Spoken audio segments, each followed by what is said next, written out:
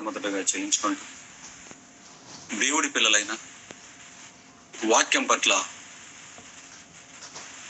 ఆసక్తి పరులైన మీ అందరికీ కూడా అదే యేసుక్రీస్తు వారి పేరు నా హృదయపూర్వకమైనటువంటి శుభములు వందనములు మనస్ఫూర్తిగా నేను చెల్లించుకుంటున్నాను. మరి పాఠంలోకి వెళ్దాం పిల్లలు. మరి కొత్త వాళ్ళు కొందరు ఏదో జాయిన్ అయినట్లున్నారు.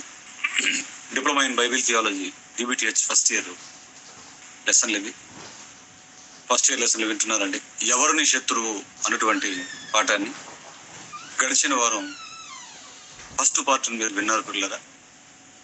శత్రువు అంటే దేశానికి దేశము, రాష్ట్రానికి రాష్ట్రము, పార్టీలకు మరో పార్టీ, నక్సలైట్లకు పోలీసులో, వ్యక్తులకు మరో వ్యక్తో వారు కాదని, శత్రువు అనే పదానికే అర్థం బైబిల్ ఇచ్చిందని, మన తండ్రి అయిన దేవుడి దగ్గరికి పోనివ్వకుండా ఏదైతే మనల్ని అడ్డుతోందో అదే మనకు నిజమైన శత్రువు అని, అలా మనకు శత్రువుగా ఉన్నది అపవాది అని యెషయా గ్రంథం 14వ అధ్యాయంలో చూశారు మీరు. తాను చెరపట్టిన వారిని తమ నివాస స్థలములకు పోనీయని వాడు ఇతడేనా అన్నాడు. ఆ తర్వాత పరలోకానికి వెళ్లకుండా మనల్ని అడ్డుకుంటున్నది ఈ శరీరము అన్న సంగతి కూడా మీరు విన్నారు.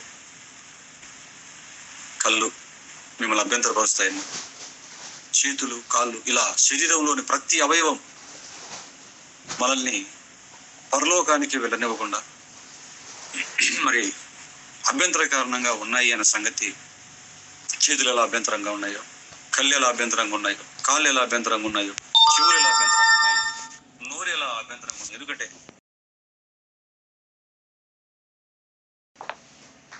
మన పని అనగానే ఈ కళ్ళు, కాళ్ళు, చేతులు, అవయవాలన్నీ కూడా ఎలాగుంటాయో మీరు విన్నారు.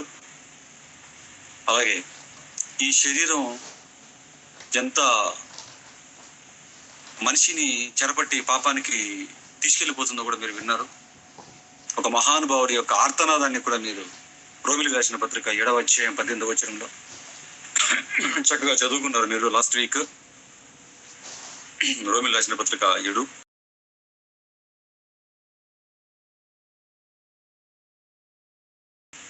ఈ శరీరం నుంచి నన్ను ఎవడు విడిపించును అన్నటువంటి ఆయన ఆర్తనాదాన్ని కూడా గడిచిన వారు మనం విన్నాం. ఎందుకంటే శరీరంలో పుట్టే ప్రతి కోరిక తీర్చుకునేంత వరకు ఈ శరీరం నిద్రపోదని ఒక ఆయన,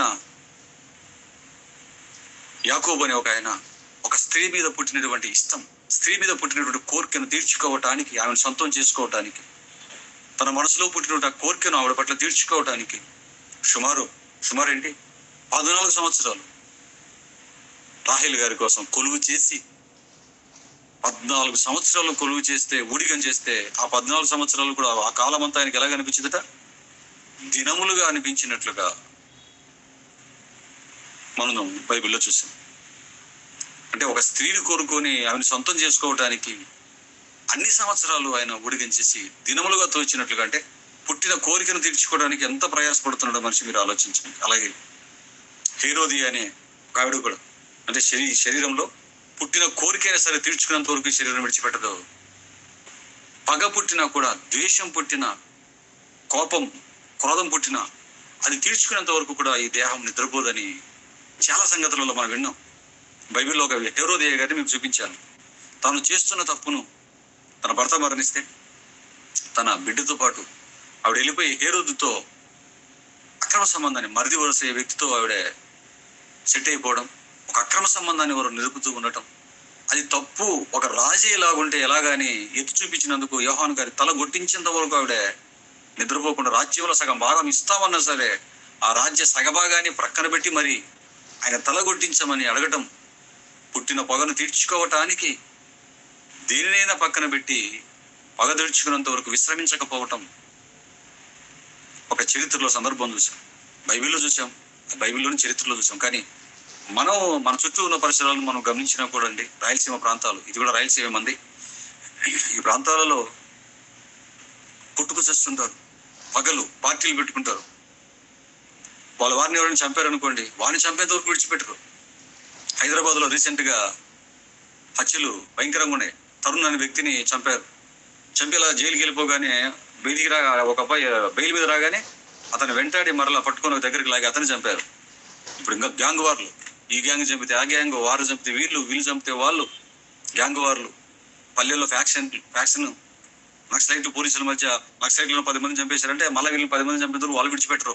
ఇవన్నీ ఏంటివి? ఇవి అంటే వాళ్ళని చంపేంత వరకు, పగ తీర్చుకున్నంత వరకు విశ్రమించని శరీర తత్వం గురించి ఈ విషయాలను చూసినప్పుడు మనకు అర్థమవుతుంది దేవుని పిల్లల. ఎందుకు ఇదంతా మీకు చెప్తున్నానంటే, శరీరం ఇది ఎటువంటిదంటే, ఇదిగో కోరిక పుట్టిన దాన్ని తీర్చుకునేంత వరకు అది ఊరుకోదు. తీర్చుకోవడానికి ఎంతకైనా తెగిస్తుంది. యాకోబు గారు అయితే 14 సంవత్సరాలు కొలువు చేశారు. రాజులైతే ఒక స్త్రీ కోసం యుద్ధాలు చేసుకుని లక్షల మందితో తెగనరుకొని చచ్చిపోయినటువంటి చరిత్ర భూమి మీద ఎన్నోసార్లు మనం విన్నాం.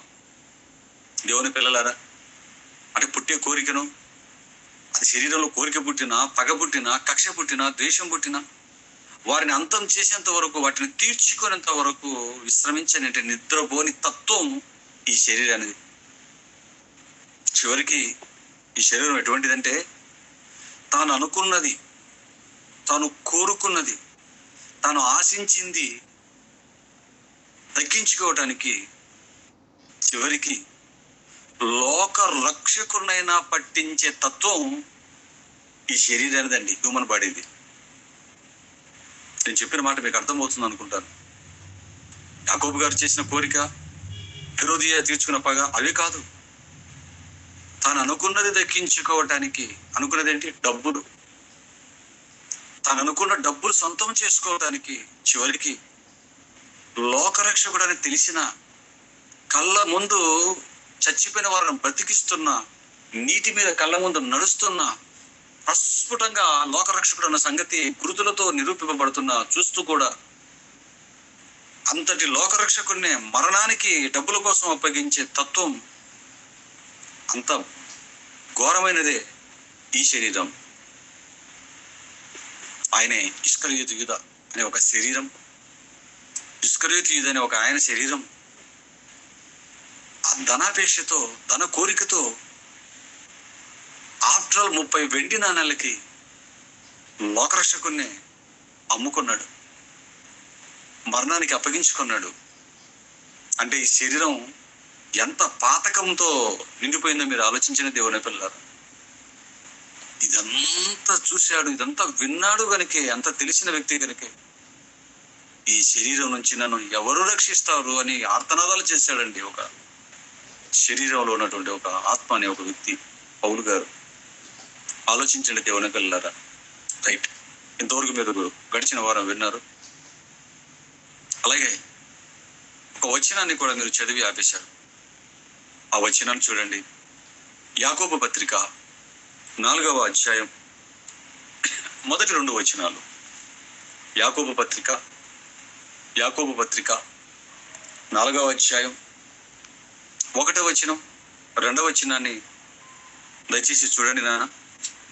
యాకోబు పత్రిక 4వ అధ్యాయం 1వ వచనం. మీలో యుద్ధములను పోరాటములను దేని నుండి కలుగుచున్నవి? మీ అవయవములలో పోరాడు మీ భోగేచ్ఛల నుండియే కదా అన్నాడు. దేవుని పిల్లలారా, శరీరంలో పుట్టే కోరికలు, పగలు, ఆశలు తీరనప్పుడు ఈ శరీరం యుద్ధాలు చేయటానికైనా, పోరాటాలు చేయటానికైనా వెనుదీయదని కత్తి పట్టుకొని వందల వేల మందిని తెగనరకటానికి కూడా వెనుకంజ వెయ్యదు అని మనకు అర్థమవుతుంది. అదే ఇక్కడ దేవుడు రాయించాడు. ఎక్కడ యుద్ధం జరిగినా, ఎక్కడ పోరాటం జరిగినా దాని వెనుక అవయవాలు ఉంటాయి అన్న సంగతి మనకు అర్థం కావాలి. యుద్ధం జరిగిన, పోరాటం జరిగిన దాని వెనక ఒక అవయవం ఉంటుంది. మీలో యుద్ధములను, పోరాటములను దేని నుండి కలుగుచున్నవి? క్వశ్చన్ వేశాడు. సమాధానం చెప్పాడు కాబట్టి, దేవుడు సమాధానం చెప్పాడు కాబట్టి మనకు అర్థమైంది తప్ప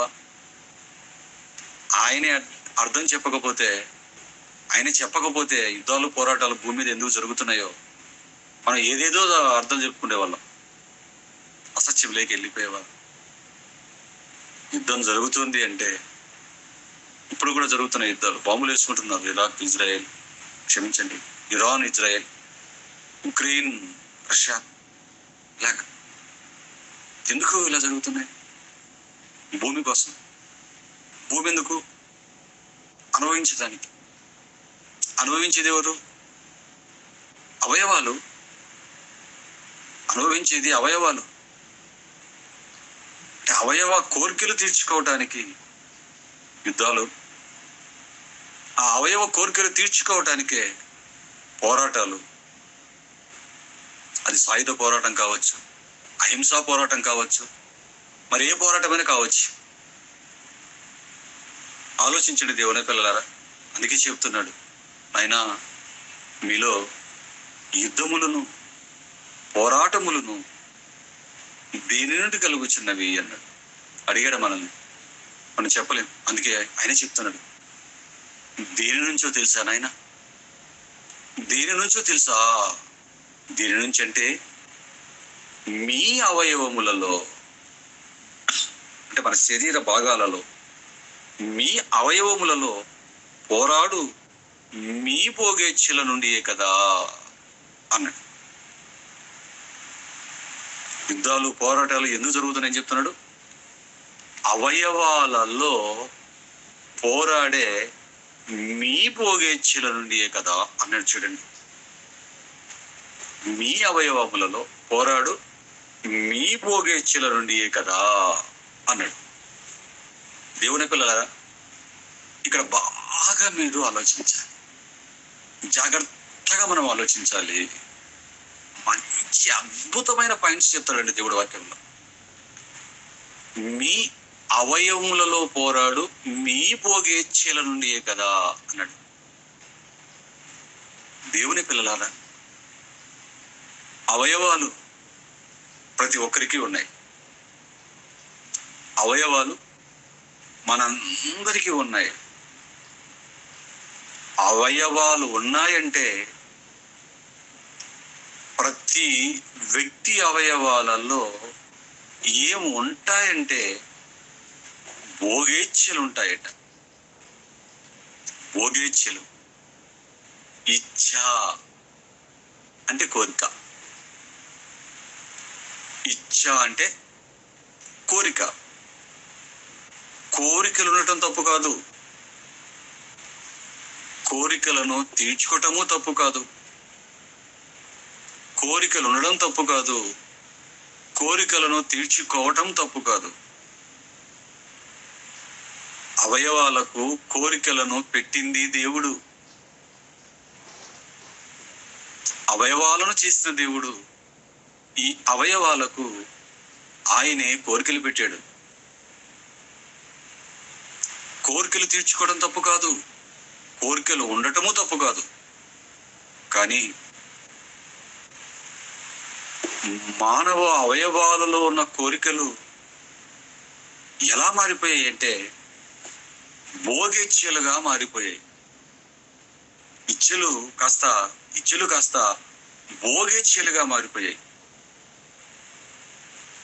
పండు తెంపక మునుపు మన ఆది తల్లిదండ్రులు పండు తెంపక మునుపు కేవలం అవయవాలకి కోరికలు మాత్రమే ఉన్నాయి. దేవుడు కోరికలు పెట్టాడు. ఆకలికి ఆహారము తినటం, భార్యాభర్తలు ఒకరినొకరు కోరుకోవటం, బట్టలు మంచి ధరించుకోవాలన్నటువంటి ఈ కోరికలు పెట్టాడు. కొన్ని పెట్టాడు. కానీ ఎప్పుడైతే పండు తెచ్చారో ఈ కోరికలు, ఈ అవయవాల్లోకి ఉన్నటువంటి కోరికల్లోకి ఏం ప్రవేశించింది అంటే పాపం ప్రవేశించగానే భోగాలను అనుభవించాలనే కోరికలు వచ్చేసాయి.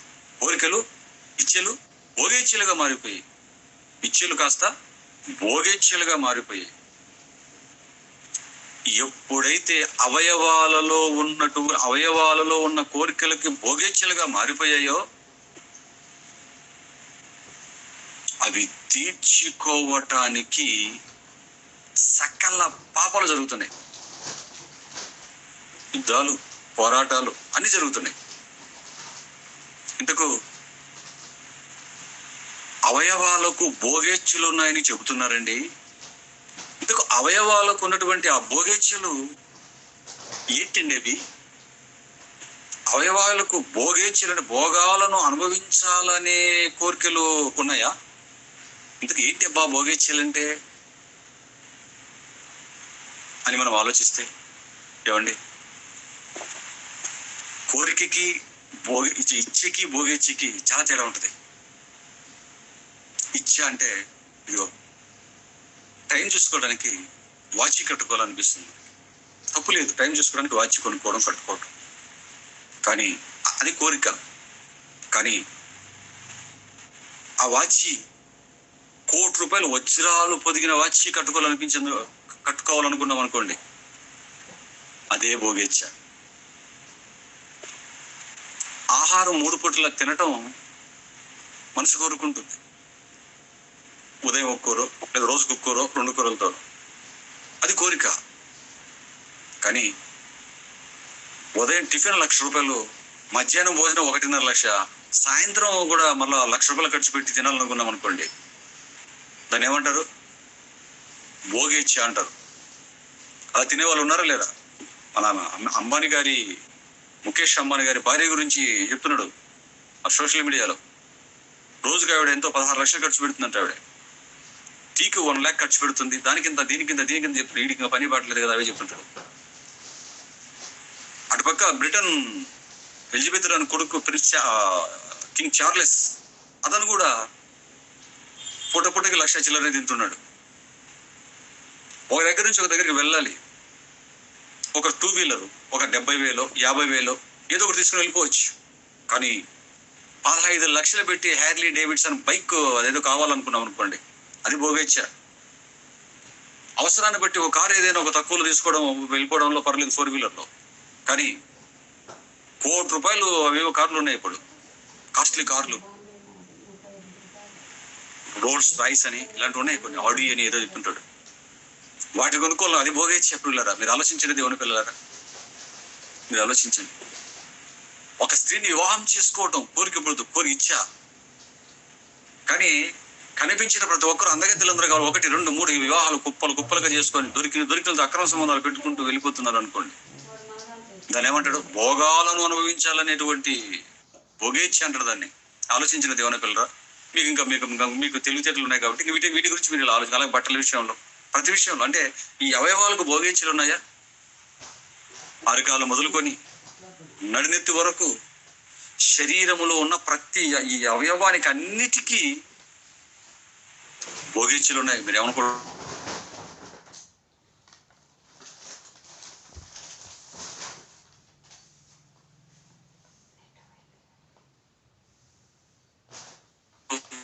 భోగేచ్ఛ ఉందా నాయన? ఇది ఎక్కడ లేదు అనుకుంటున్నారా? అరికాలకు కూడా, అరికాల దగ్గర మొదలు పెడితే మీరు కాళ్ళకి చెప్పులు, రాళ్ళు గుచ్చుకోకుండా, ముళ్ళు ఇరగకుండా, కాళ్ళు కాలకుండా, ఒక చెప్పులు 100, 200, 400, ఎంతో ఒక 300 చెప్పులు కొనుక్కొని వేసుకోవడం తప్పులేదు. కానీ దానికి కూడా మేకప్ చేయాలనుకొని మొత్తం దానికి కూడా ₹25,000 చెప్పులు వేసుకొని తిరుగుతున్నారు. ఒక ఆయన ముఖ్యమంత్రి గారు, మన ఆంధ్ర ముఖ్యమంత్రి గురించి న్యూస్ వచ్చింది. 1.5 lakh విలువ చేసే స్లిప్పర్స్ వాడతారంట ఆయన, జగన్ గారు. 1.5 లక్ష విలువ చేసే చెప్పులు, ముసలి చర్మంతో చేసిన చెప్పులు అంటారు, ఇంటర్నేషనల్ చెప్పుల బ్రాండ్ అది. ఇది 1.5 lakh. దాన్ని ఏమంటారు తెలుసా? భయంకరమైన భోగేచ్ఛ అంటారు దాన్ని. 20,000, 30,000 చెప్పులో షూ వేసుకోవాలనడమే భోగేచ్ఛ అనుకుంటే, ఇక 1.5 లక్ష చెప్పులు వేసుకుంటున్నాడంటే దాన్ని ఏమంటారు చెప్పండి దేవుని పిల్లలారా? ఈయనొక్కరే కాదు, ఈయననే దోషులు అనుకోకండి. చాలా మంది ఉన్నారు ఇండియాలో లాంటి వాళ్ళు. ₹1,50,000 చెప్పులు ₹1,00,00,000 చెప్పులు వేసుకునే వాళ్ళు ఉన్నారు, బంగారు పొందిన వాళ్ళు కూడా ఉన్నారు పిల్లరా. ఆడవాళ్ళు కూడా చిన్నోళ్ళు లేరండు. ₹8,00,00,000 షూ వేసుకుని ఒక ఆవిడ టెన్నిస్ ఆడిందండి. సెరీనా విలియమ్స్ అని ఒక ఆవిడే, అమెరికన్ బ్లాక్ లేడీ. అదిగో చెప్పులు చూపించాడు చూడండి జగన్ గారి. 1,34,800 అండి అవి. 1,34,800 అంట. నాకు కనపడుతుంది, మరి మీకు కనిపిస్తుంది లేదో నాకు తెలీదు. ఎందుకంటే కంపెనీ అవి ఏదో ఇచ్చాడు, అది కంపెనీ కూడా ఇచ్చాడు. రైట్, ఓకేనా? చూసారా, ఇదన్నా 1.5 లక్ష. వీనస్ విలియమ్స్ అనావిడే, సెరీనా విలియమ్స్ చెల్లెలు సెరీనా విలియమ్స్ అనేవిడే టెన్నిస్ ఆవిడ కదండి, బ్లాక్ లేడీ. ఆవిడే ₹8,00,00,000 షూస్ చేసుకుని టెన్నిస్ ఆడిందండి ఆవిడే. అంతకుముందు మరొకడు ఉండేవాడు, పిచ్చోడు ఒకడు, మైకేల్ జాక్సన్ అని చెప్పి. అతను కూడా సుమారు కొన్ని కోట్ల విలువ చేసి ఆ షూస్ చేసుకొని టకా టకా టకా టకా డాన్స్ చేసేటి. దాన్ని ఏమంటారు తెలుసా? భోగేచ్ఛ. ఇది పాదాలకు ₹8,00,00,000 షూసా? ఇది పాదాలకు 1.5 లక్ష చెప్పులా? ఆలోచించండి దేవుని పిల్లలారా.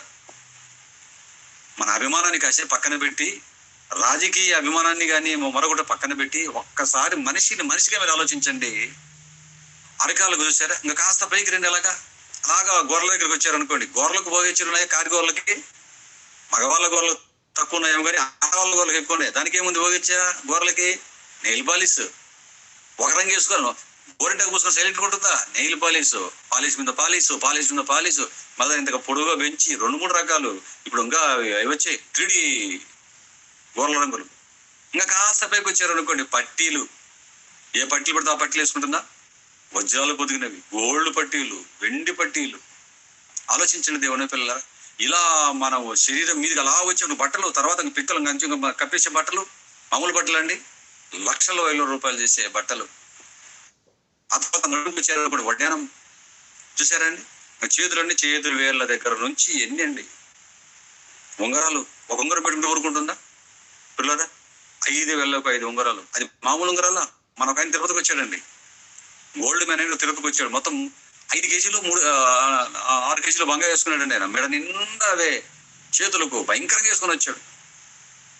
ఇంతవరకు అలంకరణ ఆడవాళ్ళని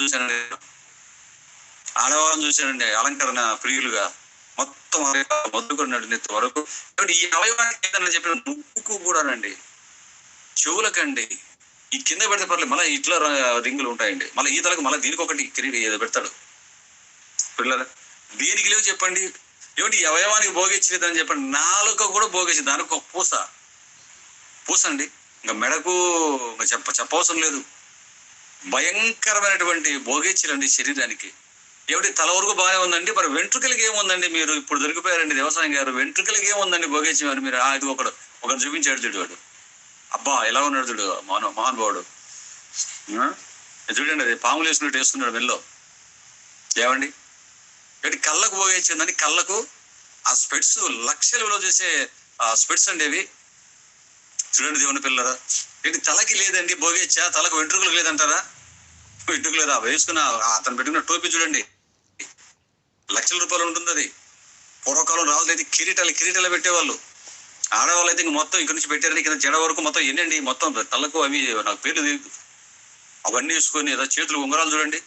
ఆడవాళ్ళు గాజులు వేసుకోవడం చూసా. మగవాడు చూడండి చేతికి ఏం వేసుకున్నాడు మనడు, ఆ పక్క ఈ పక్క సవిరంగా యుద్ధానికి పోతున్నట్లుగా సిద్ధమైనట్లుగా కూర్చున్నటువంటి మనడు. చూడండి పిల్లరా, ఆలోచించండి. మంచిదండి, మన టైం చాలా తక్కువ ఉంది ఈరోజు.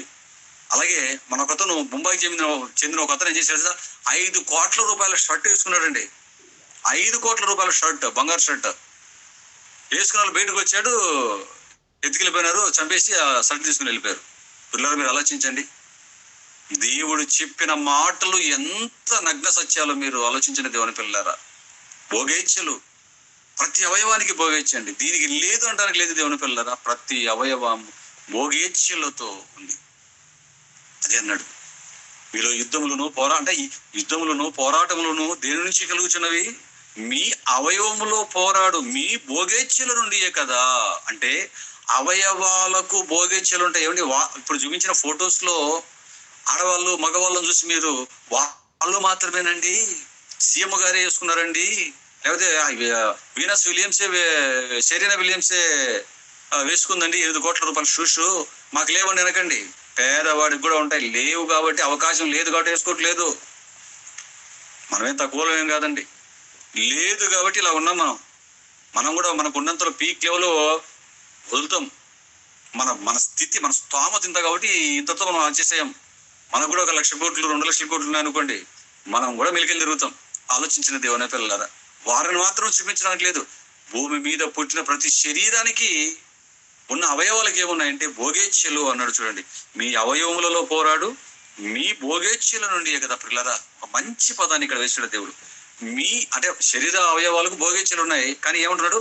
ఆ భోగేచ్ఛలు ఉన్నాయి, అవి అలాగే ఊరుకుంటాయా? ప్రతి శరీరానికి ఉన్నటువంటి అవయవాలకి భోగేచ్ఛలు ఉన్నాయి. ప్రతి అవయవానికి ఉన్న ఈ భోగేచ్ఛలు అలాగే ఉండిపోతాయి అంటే ఉండవు నాయనా అన్నాడు. మరి ఏం చేస్తాయి దేవా అంటే చెప్తున్నాడు, నీ అవయవములలో పోరాడు మీ భోగేచ్ఛల నుండి కదా అన్నాడు చూడండి. అంటే అవయవానికి భోగేచ్ఛలు ఉంటే ఈ ఉన్న భోగేచ్ఛలు ఉన్నట్లుగా ఉంటాయంటే ఊరికి ఉండవటవి. అవి ఏం చేస్తాయంట?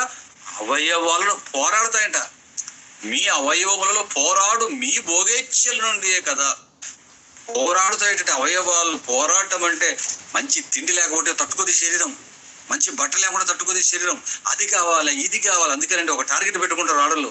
నక్లీస్కో మగవాడు ఇంకొక టార్గెట్ పెట్టుకుంటాడు. మంచి కారో ఇల్లు బైకో ఏదేదో వాడి భోగేచ్ఛలు తీర్చుకోవడానికి ఒక టార్గెట్ పెట్టుకొని ఆ టార్గెట్ ను రీచ్ అవ్వడానికి పోరాటం చేస్తుంటాడు. ఇటు పని చేస్తుంటాడు, ఓవర్ డ్యూటీలు చేస్తుంటాడు, ఏవేవో పడుతున్నాడు. ఈ రోజు మనుషులు ప్రయాసం దేనికి పడుతున్నారు అనుకున్నారు? పొట్టకూటి కోసం కాదు. లేనివాడు పొట్టకూటి కోసం కొంచెం ప్రయాసపడతాడేమో. ఆకలితో ఉన్నవాడు, కడుపు నిండిన వాడు కూడా ప్రయాసపడుతుంటాడు. సాఫ్ట్వేర్ ఇంజనీర్లు అంటున్నాము, వ్యాపారస్తులు అంటున్నాం, గవర్నమెంట్ ఎంప్లాయీస్ అంటున్నాం. ఖాళీ లేకుండా ప్రయాసపడుతున్నాడు. జపానీస్ అయితే వాళ్ళు అసలు ఇంటికి వెళ్ళి పడుకోనట్టండి. 20 గంటలు చేస్తాము డ్యూటీ అంటారట వాళ్ళు. అంత రిచ్ కంట్రీ, అంత రిచ్ పర్సన్స్. ఎందుకు వాళ్ళు అంతగా ఎంపలాడుతున్నారు? గుడికి లేదా, గుడ్డకు లేదా, గుడికి లేదా, అన్నీ ఉన్నాయి. ఎందుకు వాళ్ళు ఎంపలాడుతున్నారు? ఆలోచించండి. అవయవాలలో పోరాడు భోగేచ్ఛలు తీర్చుకోవడానికి ప్రపంచ వ్యాప్తంగా ఉన్న మనుషులు. ఎందుకంటే అవయవాలలో ఉన్న ఈ భోగేచ్ఛలు పోరాడతాయంట. ఒకటైపోతానే ఒకటి. కారు కొన్నావా? ఏసీ కారు అయిపోయిందా? ఇంకొక కారు. అది అయిపోయిందా? ఆడి కారు అయిపోయిందా? Rolls Royce. లేకపోతే 4-5 కార్లు పెట్టాయి. జాగింగ్ ఒక కారు, బయటికి వెళ్ళేటప్పుడు ఒక కారు, ఆఫీస్కి ఒక కారు, ఊరి మీద తిరగడానికి ఒక కారు, టూర్లో పోయినప్పుడు ఒక కారు. ఇలా చేస్తుంది. దుబాయ్ వాళ్ళని చూడండి, సౌదీ వాళ్ళని చూడండి. మనిషి బ్రతుకేంటో భోగేచ్ఛలు ఏ రేంజ్లో ఉంటే మీకు అర్థమవుతుంది. కాబట్టి దేవుని పిల్లలారా, అవయవాలలో భోగేచ్ఛలు ఊరుకోవట పోరాడుతాయి అన్నాడు చూడండి. ఎవరి రేంజ్ లో పోరాడుతుంటాయి ఇవి? ఏమండి ఎలా చెప్పండి? పుట్టే ప్రతి కోరికను తీర్చుకున్నంత వరకు విడిచిపెట్టడం లేదు, నిద్రపోదు. పుట్టే పగను, కక్షని, ద్వేషాన్ని, శత్రుత్వాన్ని కూడా చంపేంత వరకు నిద్రపోదు. ఏమీ లేనివాడికేమో ఇదిగో ప్రతి మనిషికి అవయవాలలో భోగేచ్ఛలు పోరాడుతూ మనిషికి నిద్ర లేకుండా మెల్ట్ చేస్తూ దేనో ఒక దాని కోసం వెంపలాడేటట్టుగా చేస్తూ పరలోకాన్ని మర్చిపోయేటట్టుగా చేసి ఈ అవయవాలకున్న భోగేచ్ఛలలోనే మనల్ని 24 గంటలు ముంచి దేవుడి వైపు చూడకుండా, పరలోకానికి ప్రయత్నించకుండా, నీతిమంతులుగా బ్రతకకుండా ఎలా ఈడ్చుకుపోతుందో చూడండి దేవుని పిల్లలారా. ఈ శరీరం ఉదయం కళ్ళు తెరిచి లేచింది మొదలు నైట్ బెడ్ మీదకి మరలా పడక పేరుతో నిద్ర పేరుతో పడుకునేంత వరకు ఈ భోగేచ్ఛలను తీర్చుకునే పనిలోనే ఈ శరీరం ఉందంటే మీరు నమ్ముతారు? బైబిల్ పట్టుకొని దేవుని నమ్ముకొని ప్రసంగాలు చెబుతున్న వ్యక్తులకు సైతం అవయవాలలో ఉన్న భోగేచ్ఛలు విడిచిపెట్టడం లేదు అంటే మీరు నమ్ముతారా? బైబిల్ పట్టుకొని మహామహా బోధకులుగా పేరు ఎన్నిక కన్నా వారుగా ఉన్నవారు సైతం అవయవాలలో ఉన్న భోగేచ్ఛలను జయించలేక దానికి దాసోహమయ్యారంటే మీరు నమ్ముతారా? ఏసీ కార్లు, ఆడి కార్లు, లక్షల రూపాయలు విలువ చేసే షూట్లు, వాళ్ళ భార్యలైతే వేలు లక్షల విలువ చేసే ఆ శారీస్, ఆ బ్లౌజెస్ కి కుట్టడానికి కొన్ని వేలట. ఆ కాస్ట్యూమ్స్, ఆ మేకప్స్ ఎలాగా కనపడుతున్నారో చూడండి పిల్లరా. నమ్ముకున్న వారే, మరలా వాక్యం చదువుతున్న వారే, ప్రార్థనలు చేస్తున్న వారే, ప్రభు పక్షాన నిలబడుతున్నాం, మేము వాక్యం ప్రకటిస్తున్నామని చెప్పుకుంటున్న వారే. శరీరం ఒక మనిషిని ఎటువంటి వాడిని ఎలా గింగిరాలు తిప్పుతుందో చూడండి. మననే వాక్యోపదేశకుడు ఒక ఆయన హైదరాబాద్కు సంబంధించిన ఒక సేవకుడు 1,50,000 టీ షర్ట్ వాడాడంట, వేసుకుంటున్నాడంట. ఆ టీ షర్ట్ కాస్ట్ 1.5 lakh. సేవకుడు, కార్పొరేట్ ఆరాధకుడు. చూసారా దేవుని పిల్లలారా, ఎలా గింగిరాలు తిప్పుతుంది శరీరం? నమ్ముకొని బైబిల్ పట్టుకొని వాక్యం బోధించే వాడిని ఎంత గింగిరాలు తిప్పితే సాధారణ ప్రజల పరిస్థితి ఎలాగో మీరు ఆలోచించండి. దేవుని పిల్లలారా, ఆలోచించండి. ఒకనాడు అబ్రహాముకు మనవడుగా పుట్టినటువంటి యాకోబు గారిని ఒక దేహం, ఒక శరీరం గింగిరాలు తిప్పింది 14 సంవత్సరాలు. ఆలోచించండి, గింగిరాలు తిప్పుతుందండి ఇది. నమ్మినవాడం లేదు, నమ్మనవాడం లేదు. ఎలా చెప్పండి దీన్ని? మరి ఎలా చేయాలి? దీని నుంచి మనం బయటపడే పరిస్థితి లేదా? దీన్ని జయించే పరిస్థితి మనకు రాదా? ఆలోచించండి దేవుని పిల్లలారా, ఆలోచించండి. జాగ్రత్తగా మనం చూడగలిగితేనండి, శరీరం గురించి ఒక మంచి మాటను బైబిల్లో చెప్పాడు. చూడండి, కొరింథీయులకు రాసిన మొదటి పత్రిక. అంటే ఈ శరీరం మన మాట వినాలి అంటే, ఈ శరీరం మన మాట వినాలి అంటే, మన చెప్పు చేతుల్లోకి రావాలి అంటే ఏం చేయాలో అవయవాలను ఇచ్చిన దేవుడే చెప్పాడు.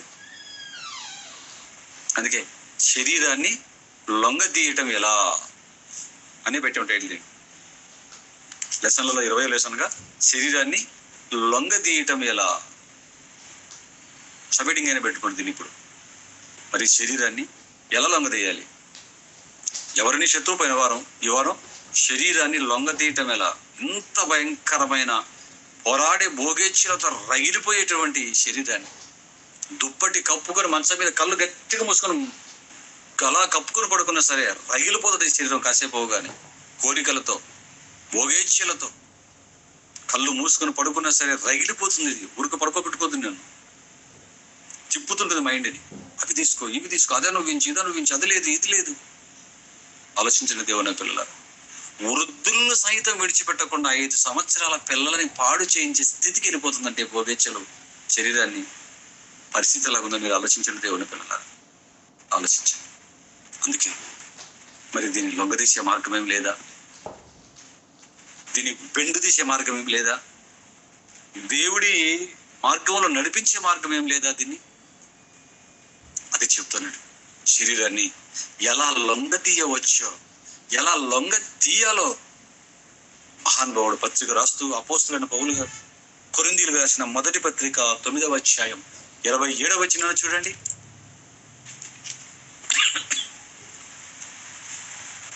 ఏం మాటలు రాశాడండి పౌలు గారు దేవుడి యొక్క జ్ఞానం చేత. కొరింథీయులకు రాసిన మొదటి పత్రిక 9వ అధ్యాయం అండి, 9వ అధ్యాయం 27వ వచనం. కొరింథీయులకు రాసిన మొదటి పత్రిక 9వ అధ్యాయం 27వ వచనాన్ని చూడండి దేవుని పిల్లలారా. 26, 27 కలిసి ఉంటాయి చూడండి. కాబట్టి నేను గురి చూడని వాని వలె పరిగెత్తువాడను కాను, గాలికి కొట్టినట్లు నేను పోట్లాడటం లేదు. కానీ ఒకవేళ ఇతరులకు ప్రకటించిన తరువాత నేనే భ్రష్టుడనే పోదునేమో అని నా శరీరమును నలగగొట్టి దానిని లోపరుచుకొనుచున్నాను అన్నాడు. చూడండి పిల్లరా, ఇతరులకు ప్రకటించిన తర్వాత, ఒకవేళ ఇతరులకు ప్రకటించిన తర్వాత నేనే భ్రష్టుడనైపోదునేమో అని నా శరీరమును నలగగొట్టి దానిని లోపరుచుకొనుచున్నాను. అంటే ఇది మంచిది కాదు కదండి. ఈ శరీరం ఎంత ఘోరమైందో ఇంతవరకు మీరు విన్నారు. మరి దీన్ని ఎలా లోపరుచుకోవాలి, ఎలా లొంగదీయాలి? ఆలోచించిన దేవుని పిల్లలారా, దీన్ని ఎలా లొంగదీయాలి? ఆ లొంగదీసే విధానాన్ని ఇక్కడ పౌలు గారు రాస్తున్నారు. ఈ వచనాన్ని జాగ్రత్తగా మనం ఆలోచిస్తే, ఈ వచనాన్ని జాగ్రత్తగా మనం ఆలోచిస్తే పౌలు మహాశయుడు శరీరాన్ని శరీరాన్ని లొంగదీశాను అంటున్నాడా, లొంగదీయలేకపోయాను అంటున్నాడా? లోపరుచుకొన్నాను అంటున్నాడా, లోపరుచుకోలేకపోయాను అంటున్నాడా? లోపరుచుకొన్నాను అన్నాడా, లోపరుచుకోలేకపోయానన్నాడా? ఒకవేళ ఇతరులకు ప్రకటించిన తర్వాత నేను భ్రష్టులనే పోదినేమో అని. చూసారండి, ఇప్పుడు చెప్పాను కదా, ఒక కార్పొరేట్ సేవకుడు 1,50,000 టీషర్ట్ వేసుకున్నాడు, ఆడి కార్లలో, రోల్స్ రాయల్స్ కార్లలో తిరుగుతున్నాడు అంటే ఎందుకు తెలుసా? ఇదిగో పౌలు గారు చెప్తున్నారు ఇక్కడ. పౌలు మహాశయుడు ఇంత గొప్పవాడు కదండి. ఆయన అంత గొప్ప బైబిల్ రాసిన అంత స్థాయికి వెళ్ళిపోయి ప్రపంచంలో క్రీస్తు తర్వాత అంత సేవ చేసిన వ్యక్తిగా నిలబడ్డ చరిత్ర సృష్టించినటువంటి పౌలు గారు, ఆయన ఏమంటాడు, ఒకవేళ ఇతరులకు ప్రకటించిన తర్వాత నేనే భ్రష్టునైపోతానేమోనని. అంటే వాక్యము నేర్చుకొని బైబిల్ చెప్పే వ్యక్తులు కూడా భ్రష్టులయ్యే అవకాశం ఉందా? ఆలోచించండి. పౌలు గారికి డౌట్ వచ్చేసింది. ఇంతమందికి ప్రకటించాను, ఇంతమందిని తిప్పిని సంఘాలు నెలకొల్పాను, పొరపాటు నేనగాన అలా భ్రష్టత్వంలోకి వెళ్ళిపోతాను అందరికీ చెప్పిన తర్వాత అనుకున్నాను. అందుకే ఒకవేళ ఇతరులకు ప్రకటించిన తరువాత నేనే భ్రష్టుడనైపోతానేమోనని ఆయన ఏం చేశాడట, నా శరీరమును ఇబ్బంది పెడుతుంది కదా, నా శరీరమును నలగగొట్టి దానిని లోపరుచుకొనుచున్నాను అన్నాడు. చూడండి, అంటే శరీరం లోబడుతుందన్నాడా, లోబడుతుంటున్నాడు? ఆలోచించండి పిల్లరా. ఖచ్చితముగా లోబడుతుంది అన్నాడు. ఖచ్చితంగా ఈ శరీరం లోబడుతుంది అన్నాడు. లోబడుతుంది. అయితే ఒక పోరాటం ఉంది ఈ శరీరంలో, ఒక పోరాటం ఉంది. లోపడుతుంది అది ఖచ్చితంగా, దాన్ని లొంగదీయచ్చు. కాకపోతే ఒక పోరాటం ఉంది ఈ శరీరంలో. ఏంటా పోరాటం? చూడండి, ఆయన చెప్తున్న పౌలు గలతీయులకు రాసిన పత్రిక 5వ అధ్యాయం 17వ వచనంలో ఏం చెప్పాడు చూడండి. చెప్తున్న మహానుభావుడు గలతీయులకు రాసిన పత్రిక. ఎందుకంటే మనకంటే ముందు సేవ చేశాడు కదండి, మనకంటే ముందు పరలోకానికి వెళ్ళాలనుకున్నాడు కదండి మహానుభావుడు, మనకంటే ముందు వాక్యానుసారంగా బ్రతకాలనుకున్నాడు కదండి మహానుభావుడు. అనుభవించి రాస్తున్నాడండి. 5వ అధ్యాయం 17వ వచనం, గలతీయులకు రాసిన పత్రిక 5వ అధ్యాయం 17వ వచనం. గలతీ పత్రిక 5వ అధ్యాయం 17 ఏమన్నాడు చూడండి అక్కడ.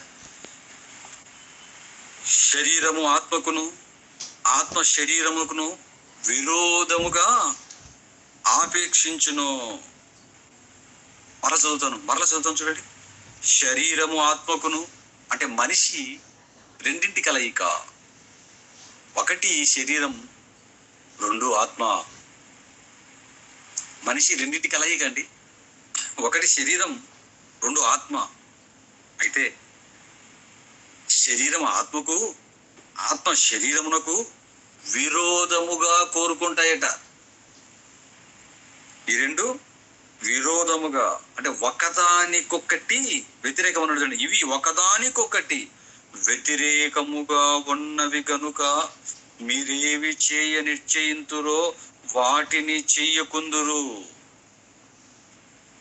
ఇవి ఒకదానికొకటి వ్యతిరేకముగా ఉన్నవి కనుక మీరేమి చెయ్య నిశ్చయింతురో వాటిని చెయ్యకముందురు అన్నాడు. చూడండి, అంటే పిల్లరా, శరీరం ఆత్మ ఈ రెండు ఒకదానికొకటి వ్యతిరేకం అన్నాడు. ఇవి రెండు ఒకదానికొకటి వ్యతిరేకం. అంటే శరీరం ఒకటి చేయాలనుకుంటుంది, ఆత్మ మరొకటి చేయాలనుకుంటుంది. శరీరం ఇటు వెళ్ళిపోవాలనుకుంటుంది, ఆత్మ ఇటు వెళ్ళిపోవాలనుకుంటుంది. ఇదే పోరాటం మానవ దేహములో, మానవ ఈ శరీరంలో పోరాటం. ఏ పోరాటం? ఇదే చెయ్యాలి అని ఆత్మ, లేదు ఇది చెయ్యాలి అని శరీరం. ఒకదానికొకటి వ్యతిరేకముగా శరీరం ఎప్పుడు ఏం చూపిస్తుంటుంది? లోకాశలు, శరీర కోరికలు. శరీరం ఎప్పుడు శరీర కోరికలు తీర్చుకోవడానికి వెంపర్లాడుతుంటుంది. ఆత్మ ఆత్మ దేవుడి నుంచి వచ్చింది కనుక దేవుడి వైపు దైవిక సంబంధమైన ఆలోచనలతో చేయాలనుకుంటుంది. శరీరం మట్టి నుంచి వచ్చింది కనుక మట్టిలో ఉన్న వాటిని కోరుకుంటుంది. ఆత్మ పైనుంచి వచ్చింది కనుక పైకి వెళ్ళిపోయే కార్యక్రమాలు చేయాలని కోరుకుంటుంది. ఈ పోరాటం ఒకదానికి ఒకటి వ్యతిరేకముగా. అయితే ఏది చేయాలి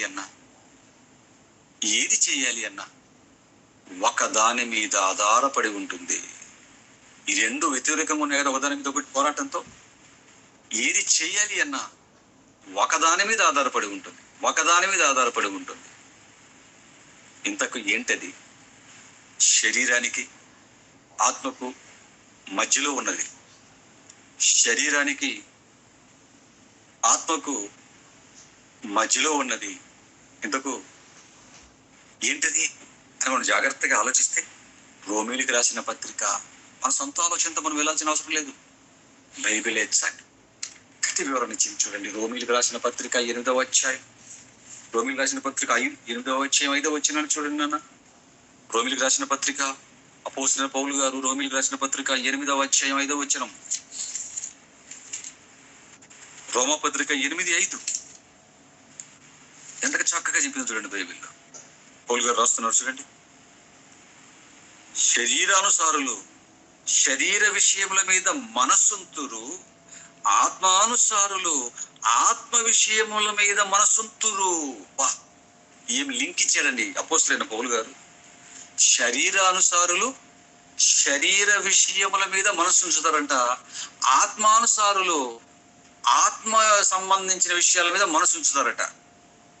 ఏమండి, రెండింటికి కామన్ గా ఒకటి కనబడుతుంది ఇక్కడ.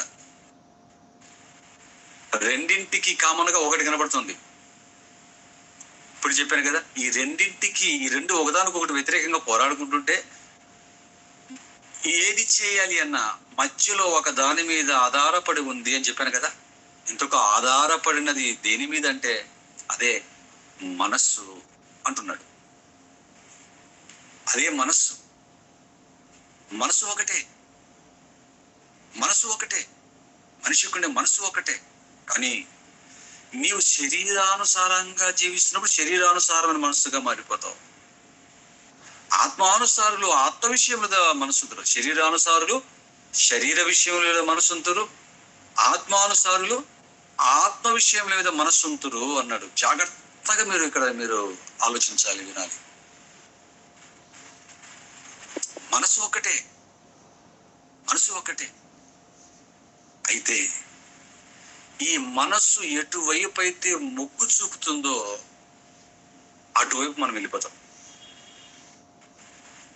ఈ మనస్సు ఎటువైపు మొగ్గు చూపుతుందో అటువైపే మనం వెళ్ళిపోతాం పిల్లారా. మనస్సు శరీరం వైపు మొగ్గు చూపిందనుకోండి,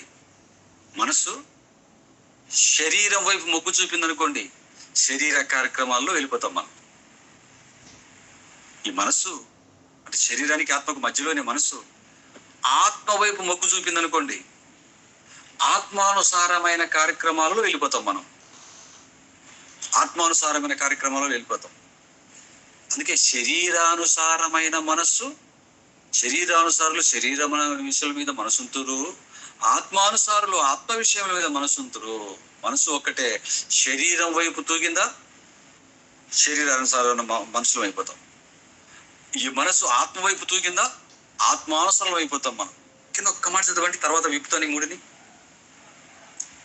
శరీరానుసారులు శరీర విషయం మీద మనసుంతురు, ఆత్మానుసారులు ఆత్మ విషయముల మీద మనసుంతురు. శరీరానుసారమైన మనసు మరణం అని బాంబు పిలిచాడు. శరీరానుసారమైన మనసులు శరీర విషయం మీద మనసు ఉంచుతారు కదా. నువ్వు శరీరం మీద మనసుంచి శరీర కార్యక్రమాలు చేసుకుంటూ వెళ్ళిపోతున్నావు అనుకో, నీ చివరి మజిలి నిత్యాగ్ని గుండ మరణం అన్నాడు. ఆత్మానుసారమైన మనస్సు జీవమును సమాధానమునై ఉన్నది. అంటే నిత్య జీవానికి వెళ్ళిపోతుంది. నువ్వు శరీరానుసారంగా వెళ్ళిపోతే నిత్య నరకం, ఆత్మానుసారుడుగా వెళ్ళిపోతే నిత్య జీవం అంటున్నాడు. దేవుని పిల్లలారా, మీరు ఆలోచించండి. ఇప్పుడు మీకు మనస్సు గురించి చెప్తాను మంచి మాట. శరీరానికి ఆత్మకు మధ్యలో మనసు ఉందన్నావు కదా. శరీరానికి ఆత్మకు మధ్యలో మనసు అనేది ఒకటి ఉంది కదండి. ఈ మనస్సు ఎటు తూగితే శరీరం అటు తూగుతుంది. శరీరం వైపు తూగిందా శరీర కార్యక్రమాల్లో ఉండిపోయి అటు చచ్చిపోయి నరకానికి వెళ్తాం.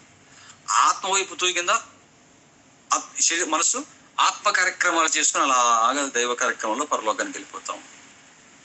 అయితే ఈ మనస్సు శరీరానుసారముగా మళ్ళాలి అన్నా, ఆత్మానుసారముగా మళ్ళాలి అన్నా దేని మీద ఆధారపడి ఉంటుంది అని జాగ్రత్తగా మనం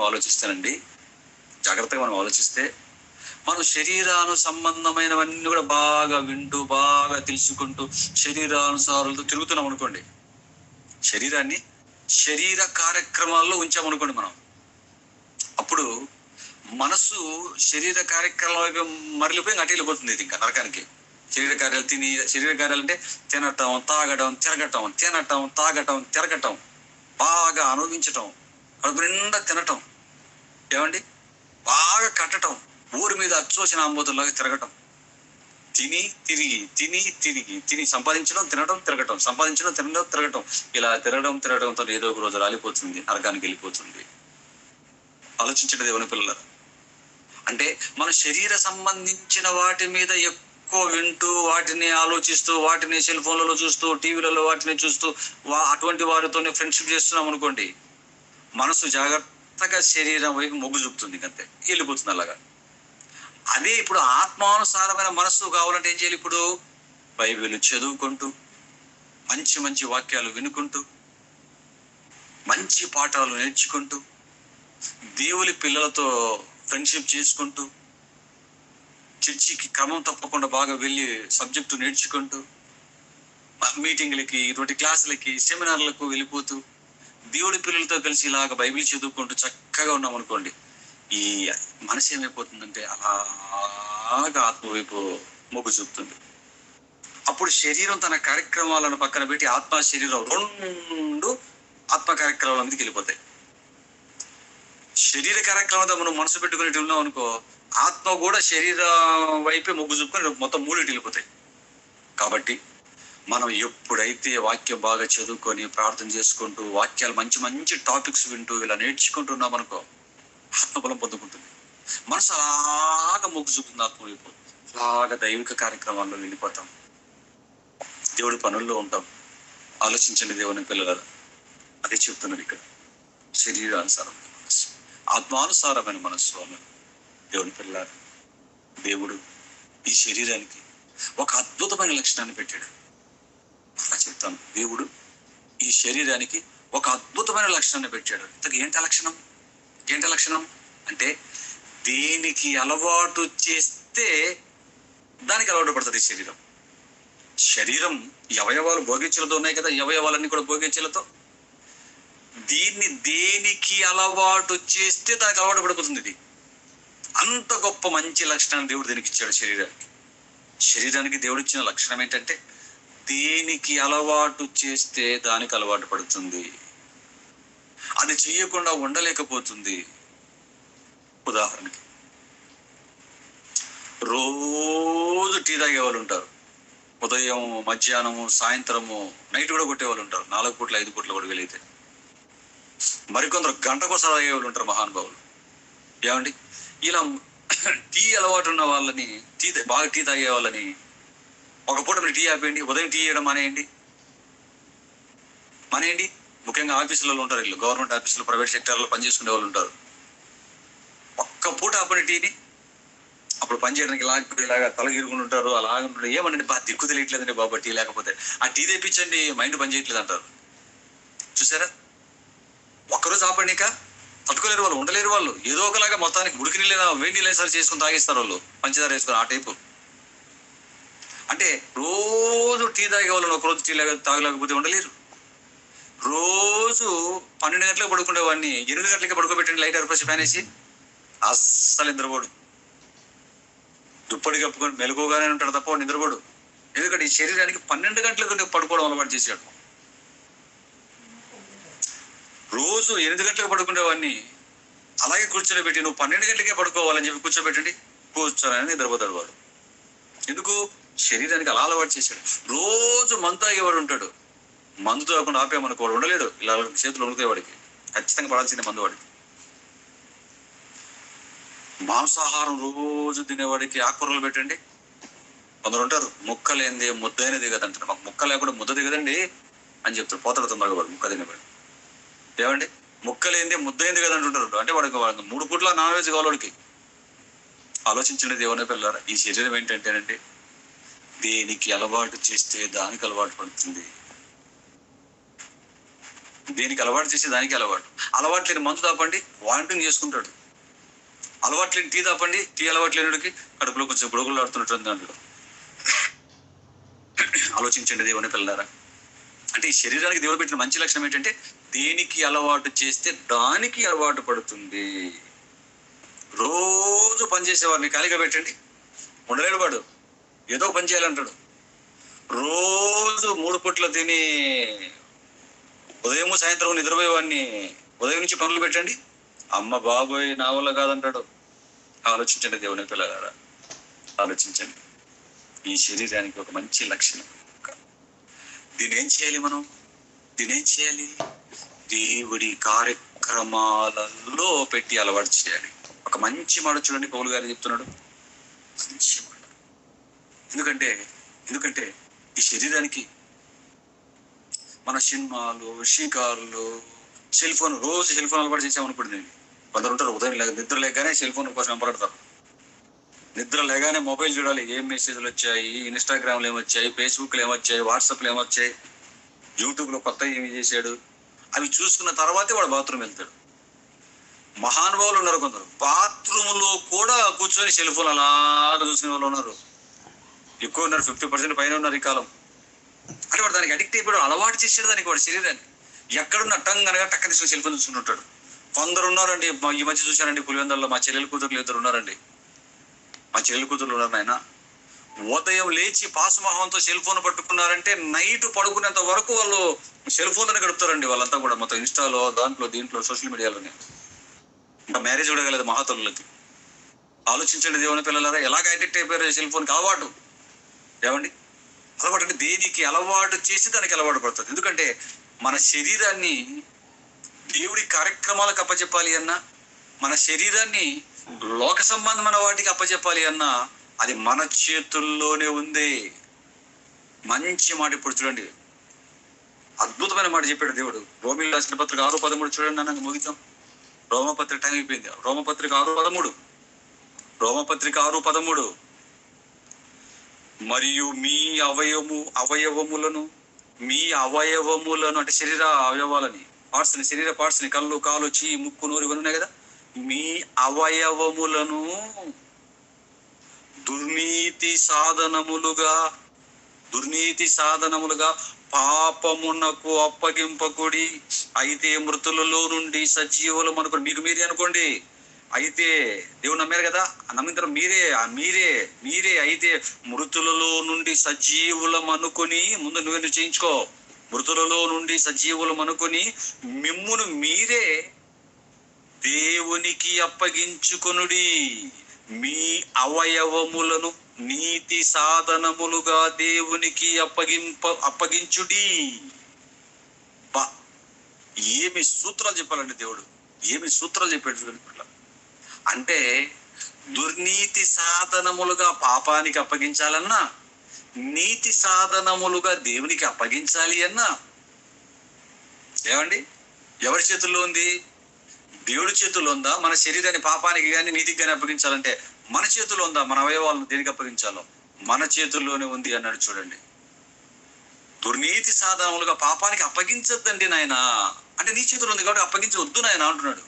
నీతి సాధనములుగా అప్పగించుకో నాయన అంటున్నాడు. అప్పగించే ఆ స్వేచ్ఛ, ఆ శక్తి నీలోనే ఉంది, నాలోనే ఉంది.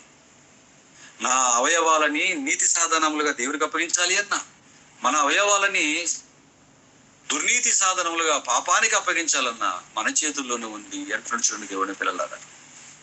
ఈ శరీరాన్ని లొంగ తీసుకునే శక్తి దేవుడు మనకి ఇచ్చాడు చూడండి.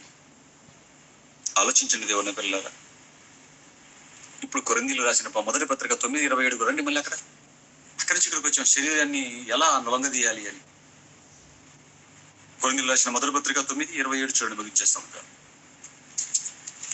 కొరింథీయులు రాసిన పత్రిక 9:27 ఏమన్నాడు విన్నారు కదా ఇదంతా. ఇప్పుడు మీరు ఒకవేళ ఇతరులకు ప్రకటించిన తరువాత నేనే భ్రష్టుడనైపోదునేమో అని నా శరీరమును నలుగగొట్టి దానిని లోపరుచుకొనుచున్నాను అన్నాడు. అంటే శరీరము ఎలా లోపడుతుందో ఇంటిచ్చారు ఇక్కడ. ఈ శరీరాన్ని ఎలా లోపరుచుకోవాలో, ఎలా లొంగదీయాలో, ఎలా బెండు తీయాలో మంచి హింట్ ఇచ్చాడు. ఏం చేయాలట? ఈ శరీరమును నలుగగొట్టి లోపరుచుకొనుచున్నాను అన్నాడు. చూడండి, అంటే శరీరాన్ని నలుగొట్టాలి అన్నాడు. ఈ శరీరాన్ని ఏం చేయాలన్నాడు? నలుగొట్టాలి అన్నాడు. నలుగొట్టాలి అనగానే మంచి రాయి తీసుకొని చేయి పెట్టుకొని చేయి మీద దప్ప అని నలుగొట్టుకోవడం కాదు. నలుగొట్టుకుంటే అది కాదండి. క్రైస్తవులకు చాలా మందికి శరీరాన్ని ఎలా నలుగొట్టుకోవాలో తెలీదు. డావిన్సీ కొడడానికి సినిమా తీశారండి, అది తెప్పించి చూసాం, క్రీస్తు మీద తీశారు కాబట్టి. అందులో ఒక వ్యక్తి ఏం చేశారు తెలుసు? ఒక ఫాదరు యేసుక్రీస్తు విగ్రహం ముందుకు వెళ్ళిపోయి దేవా అని ప్రార్థన చేసి, నా శరీరమును నేను నలగొట్టుకుంటున్నాను ప్రభు అని వేసుకున్న అంగి తీసి పక్కన పెట్టేసి సరైన మంచి కొరడ తీసుకుంటాడు. కొరడ తీసుకొని మొత్తం ఒళ్ళంతా వాతలు పడి బ్లడ్ చెట్లు కొట్టుకొని అలసిపోయి దాన్ని పక్కన పడేసి మరలా అంగి వేసుకొని ప్రభువా నా శరీరమును నేను నలగొట్టుకున్నాను ప్రభువా అని తూలుకుంటూ పడిపోతూ గోడలు పట్టుకుంటూ వెళ్ళిపోతాడు అతను. అంటే శరీరాన్ని నలుగొట్టుకోవడం అంటే కొరడతో కొట్టుకోవడం అనుకుంటున్నాడు. రాళ్లతో కొట్టుకోవడము, కొరడాలతో కొట్టుకోవడము, బెత్తాలతో కొట్టుకోవడం కాదండి. శరీరాన్ని నలగొట్టడం మనకి ఇదే నలగొట్టడమే అర్థమైంది మనకి. శరీరాన్ని నలగొట్టడం అంటే ఏంటో తెలుసా? పౌలు గారు నా శరీరమును నలగొట్టి లోపరుచుకొనుచున్నాను అన్నాడు. అలాగే నలగొట్టుకున్నాడు చెప్తున్నాడు. ఇంతకు పౌలు గారు ఎలా నలగొట్టుకున్నాడు బై శరీరాన్ని? పౌలు గారు శరీరాన్ని ఎలా నలగొట్టుకున్నాడు? ఎప్పుడైనా నలగొట్టుకున్నాడా? అదిగో తమ్ముడు చూపిస్తున్నాడు చూడండి, ఒక ఆయన సర్టిఫికెట్ కొట్టుకుంటున్నాడు. డావిడ్ స్కోర్ అండి అది. డావిడ్ స్కోర్లో ఆ పైన వేస్తున్న అంగి విప్పేసి క్రీస్తు ఆ శిలువ ముందు నిలబడుకొని రక్తాలు గారెట్టి కొట్టుకుంటాడు. రైట్. పౌలు గారు నేను నా శరీరమును నలుగొట్టి లోపరుచుకొనుచున్నాను అన్నాడు కదా. మరి పౌలు గారు ఎప్పుడైనా కొరడా గాని బెత్తం కానీ తీసుకొని తన్ను తానే రక్తాలు వచ్చేటట్టు కొట్టుకున్న సందర్భాలు ఎక్కడ బైబిల్లో ఉన్నాయా? ఇతరులు ఆయన్ని కొట్టారు కానీ ఆయన ఎప్పుడైనా కొట్టుకున్నాడా? లేదు. మరి శరీరాన్ని నలుగొట్టుకోవడం ఎలా అని మనం ఆలోచిస్తే పౌలు గారు ఏం చేశాడో తెలుసా అండి? ఎలా నలుగొట్టుకున్నాడో తెలుసా? నలుగొట్టుకోవడం అంటే ఏంటో తెలుసా? వినండి. శరీరాన్ని నలుగొట్టుకోవడం అంటే ఏంటో తెలుసా? యవ్వన బిడ్డలారా బాగా వినండి. నలుగొట్టుకోవడం అంటే ఏంటో తెలుసా? ఈ శరీరం ఏవైతే కోరుకుంటుందో వాటినన్నింటినీ ఇది నెరవేర్చుకొనుకోకుండా దీన్ని నోరు మూయటం. ఏం కోరుకుంటుంది? మంచి తిండి అంటది, నోరు మూసుకొని మితంగా తినో. మంచి బట్ట అంటది, నోరు మూసుకొని మితంగా వేసుకో. లేదు, మొత్తం టైట్ జీన్స్లు వేసుకొని చిరిగిపోయిన ప్యాంట్లు వేసుకొని టైట్ బట్టలు వేసుకొని ఊరి మీద తిరిగి అందరికి ఒళ్ళు చూపించాలంటది శరీరం. వద్దు, నోరు మూసుకొని బట్టలు కప్పుకోవడానికి ఇచ్చాడు. ఈ మానవ దిగంబర దేహాన్ని కప్పుకోవడానికి బట్టలు ఇచ్చాడు. కప్పుకోవడానికి వేసుకో అని దీనికి అలాగా దీన్ని పెట్టాలి. మంచి ఫుడ్ కాదు, ఎంతవరకు అంతవరకు బట్ట, తిరగడం ఎంతవరకు అంతవరకు, ఇవ్వవలసినవి ఎంతవరకు అంతవరకు ఇచ్చి తర్వాత ఏం చేయాలి?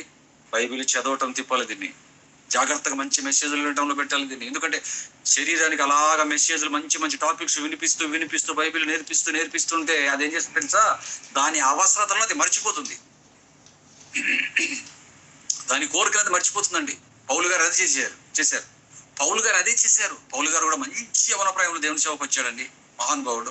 ఆయన ఏం చేశాడు? ఎలా నలుగొట్టుకున్నాడు శరీరాన్ని? శరీరానికి ఏం కావాలో ఇవ్వలేదైనా. ఏదో తిండి అంటారా, ఏదో దొరికింది తిన్నాడు అంతే. లేనప్పుడు పస్తున్నాడు. దేవుని పని చేయటంలో పస్తులు, దేవుని పని చేయటంలో బట్టలు లేకపోవడంలో దిగంబరత్వం అనుభవించడాలు, దేవుని పని చేయటములో ప్రయాణాలలో ఇబ్బందులు, దేవుడి పని చేయటములో ప్రకటించడంలో ఎన్నో ఇబ్బందులు. ఆలోచించిన దేవుని పిల్లారా, మీరు క్లాస్ అయిపోయిన తర్వాత కొరింథీయులు రాసిన మొదటి పత్రిక 11వ అధ్యాయం చదువుకోండి. కొరింథీయులు రాసిన 2వ పత్రిక 11, ఆయన పడిన కష్టాలని చెప్తాడు. కొరింథీ పత్రికలో 11వ అధ్యాయం 2వ కొరింథీ పత్రికలో.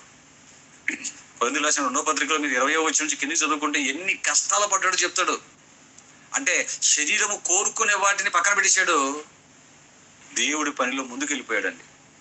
ఆలోచించి అదే శరీరాన్ని నలగొట్టి చెవులు మూయటం ఉంటాడు చూడండి. ఒక గుర్రానికి ఏం చేస్తాడండి?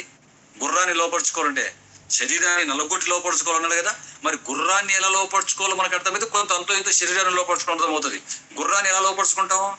మొట్టమొదటి కళ్ళకు గంతలో ఆ తర్వాత సరైన ముక్కుగా అది వేసి ఇలా కుట్టి అది రాడ్ పెట్టి 2 కళ్ళెం అంటాడు దాన్ని. కళ్ళెం పట్టుకుంటాం. ముందు కళ్ళకు గంతలు అటు ఇటు తిరక్కోకుండా వెళ్తుంది అది. కళ్ళకు గంతలు, ముక్కుగా నాడాది. ఆ తర్వాత దానికి 2 కళ్ళెలు ఆ పక్కోటి కూడా మంచి వారలు, బలమైన వారలు. ఆ తర్వాత చేతిలో దాన్ని 4 దెబ్బలు వేయడానికి ఒకటి పట్టుకుంటాం. ఆ తర్వాత ఏం చేస్తాం? 2 కళ్ళతో డొక్కలకి అలా అందుతాడు. తను ఒక్కటి ఇవ్వగానే పరిగెడుతుంది. కళ్ళెం వదిలేసాం అనుకో, ఎక్కడికి పడితే అక్కడ తీసుకెళ్ళిపోతుంది. ఆ తర్వాత ఏం చేస్తుంది? 2 పనులు చేస్తుంది. ఎలాగా?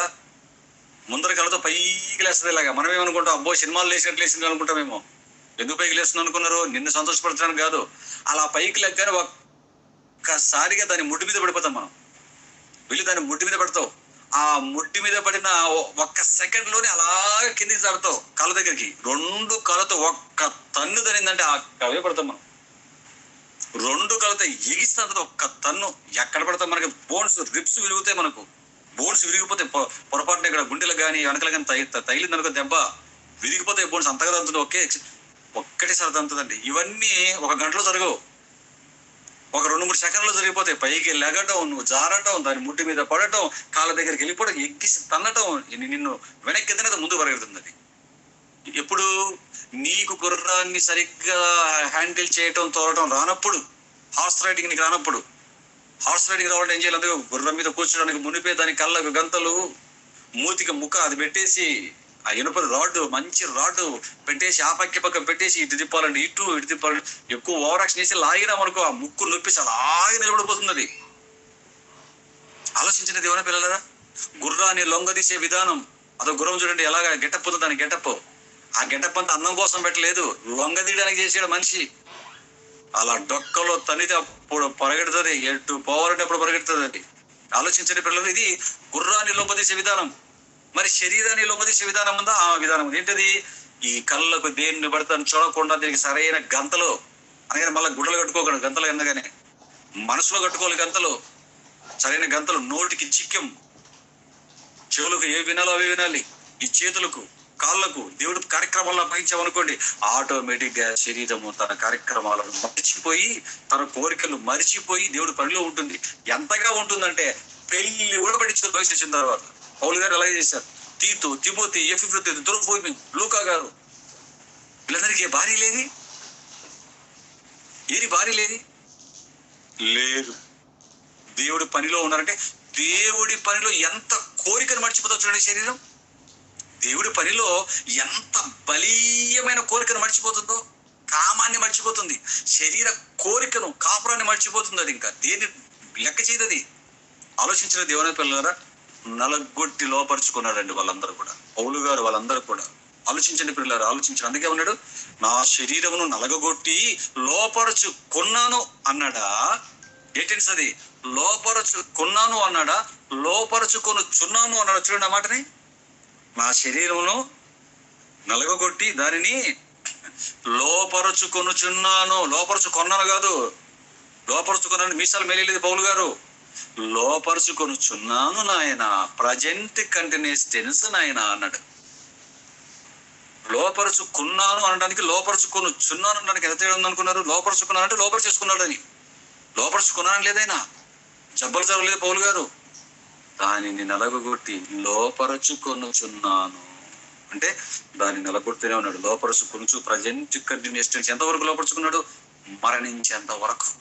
ఎందుకంటే ఎప్పుడైనా ఇది మళ్ళా నిద్రలేసి దాని కోరికలు బయట పెడుతుంది. అది వృద్ధాప్యంలో కూడా కోరికలు పురుగిప్పుతుంది. 5 సంవత్సరాల పాపని 60 ఏళ్ల వాడు, 70 ఏళ్ల వాడు రేప్ చేస్తున్నాడంటే చింత తెచ్చినా కూడా ఇది 70 ఏళ్ల వయసులో ముదుసల ప్రాయంలోకి వెళ్ళిపోయినా పొడలు విప్పుతుంది ఇది అనుభవించడానికి. అందుకేం చేస్తున్నాడు? ప్రజెంట్ కంట్రీ సత్యంత వరకు నలగొట్టి దీన్ని లోపరుచుకొనుచున్నాను. ఏం బైబిల్ అండి, బైబిల్ నిజం. ఏం వాక్యాలండి బైబిల్. ఈ ప్రపంచంలో ఎవడు లేడండి ఇలాగా చెప్పినాడు. శరీరాన్ని లోపరుచుకున్నవాడు ఎవడైనా ఉన్నాడా? సామెతల గ్రంథంలో ఒక మాట అన్నాడు, పట్టణమును పట్టుకుని వానికంటే తన శరీరమును స్వాధీనమందుంచుకున్నవాడు ధన్యుడు ఉంటాడు, గొప్పవాడు ఉంటాడు.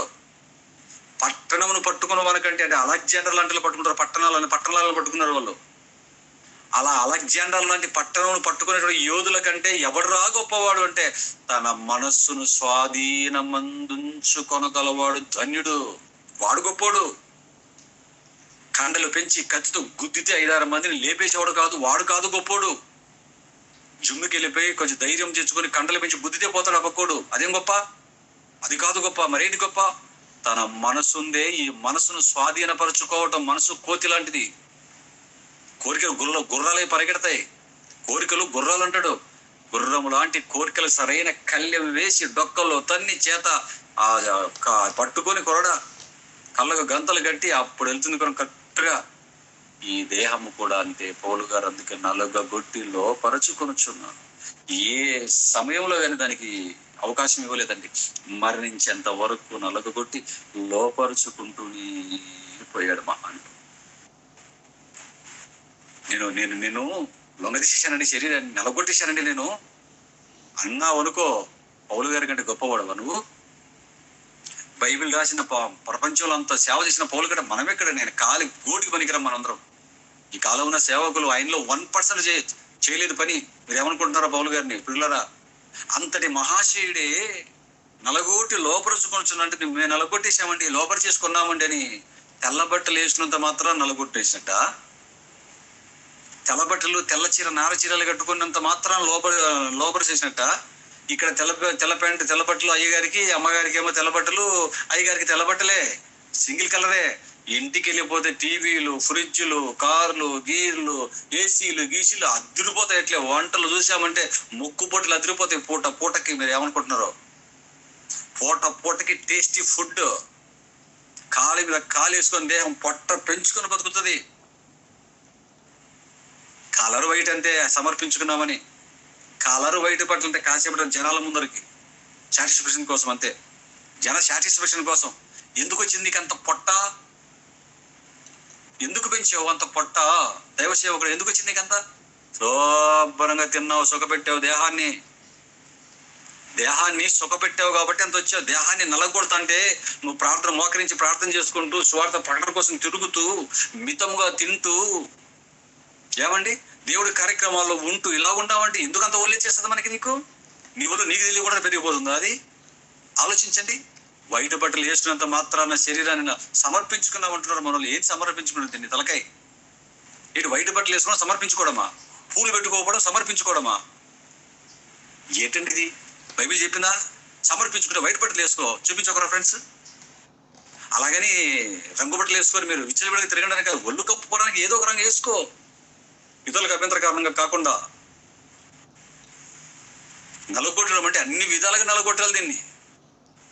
గుర్రానికి గంతలు మాత్రమే కట్టి కళ్ళు లేకుండా కూర్చున్నావు అనుకో, పైకి లేచి తన్నిందంటే ఒక సెకండ్లో ఎక్కడ పడతావు నీకే తెలీదు.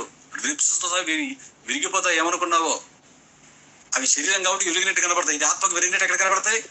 అందుకే శుభ్రంగా తిని శుభ్రంగా కూడా గంటసేపు ప్రసంగం చెప్పి అయ్యగారి ఇంట్లో ఏసీ చేసుకుని పడుకుంటూ గంటసేపు ప్రసంగం చెప్పి ఏసీలో పడుకుంటాడు. ఇంకే నలగొట్టాడు. ఎక్కడికి కూడా ఆదివారం చర్చి కుటుంబ ప్రార్థన అనుకొని నెలంతా తిరుగుతాడు. ఇంకెక్కడ సుఖం? ఇంతకంటే సుఖం ఏముంది? అది నలగొట్టడమా? వేల రూపాయల టీషర్ట్లు, లక్షల రూపాయల టీషర్ట్లు, నా సాయంత్రంగా పిండుకొని తింటుంటే బిర్యానీలు మొత్తం A to Z తినుకుంటూ, స్పెట్స్ పెట్టుకుంటే ఒక 1000-1500 వచ్చే స్పెట్స్ ని 50,000, ₹1,00,000, 2 లక్షలు పెట్టుకుని వేసుకుంటుంటే అంత costly watches, after all time చూసుకోవడానికి ₹1,00,000 వాచ్ సేవకులకి మనకి. ఆలోచించండి దేవుని పిల్లలారా, ఆలోచించండి. ఇది విమర్శించడం కాదు, తప్పుదిద్దటం అంటాడు దీన్ని. యూట్యూబ్ లో ఏది తప్పుదిద్దుట, ఏది సరిదిద్దుట, ఏది విమర్శించడం మాట్లాడాను చూడండి పిల్లరా. ఏమున్నా భూమి మీద ఉంటున్నప్పుడే దిద్దుకోవాలి బ్రతుకులని. ఎందుకే మాటలు చెప్తున్నాను గట్టిగా అంటే, ఏమున్నా భూమి మీద దిద్దుకోవాలి. అదే పరిస్థితుల్లో ఉండి పొరపాటు చచ్చాడు అనుకో, ఆ వ్యక్తి నిత్యాగ్ని కూడా పోతాడు. అప్పుడు ఏ తల బాదుకుంటే అతను మళ్ళీ భూమి మీదకి వచ్చి బాగుపడతాడు చెప్పండి? ఏదున్నా బ్రతుకున్నప్పుడే చెప్పాలి. బ్రతుకున్నప్పుడే దిద్దాలి. అతను మామూలు మనసు అయినా సేవకుడైనా. ఆలోచించండి దేవుని. ఇవి ప్రేమతో చెప్పే మాటలు ఇవి. కక్షతో కోపంతో చెప్పే మాటలు కాదు. మన సహోదరులను కాపాడుకోవడానికి చెప్పే మాటలు పిల్లలారా. ఆలోచించండి. ఆలోచించండి దేవుని పిల్లలారా. కాబట్టి కాబట్టి శరీరాన్ని నిలగొట్టడం అంటే దీని ఇష్టానుసారంగా పెట్టేసి రోగాలు తెచ్చుకొని, ఏమండి రోగాలు ఎక్కువైపోయి, బ్రదర్ నాకు కాలువాపులు వచ్చాయి బ్రదర్, నడుము పిలిచింది బ్రదర్, అది వచ్చింది బ్రదర్, ఇది వచ్చింది బ్రదర్ అంటే ఏం చేయాలి చెప్పండి పిల్లలారా. అందుకే జరిగింది నష్టం ఏదో మనకు జరిగింది. మన పిల్లలనైనా మనం నలగొట్టి శరీరాన్ని లోపరుచుకోవటం చిన్నతనం నుంచే మనకి ఇచ్చామనుకో ట్రైనింగ్. అలాగే వానికి చిన్నతనం నుంచే శరీరాన్ని చిత్తకొట్టి చెవులు మూసే కార్యక్రమం నేర్పించామనుకో, వాడు ఇబ్బంది పడ్డాడు. టైం అయిపోయింది పిల్లలారా. లేటుగా వస్తున్నారు మీరు. మీరు రావటమే మీరు 8 గంటలకు వస్తుంటే నన్ను ఏం చేయమంటారు చెప్పండి.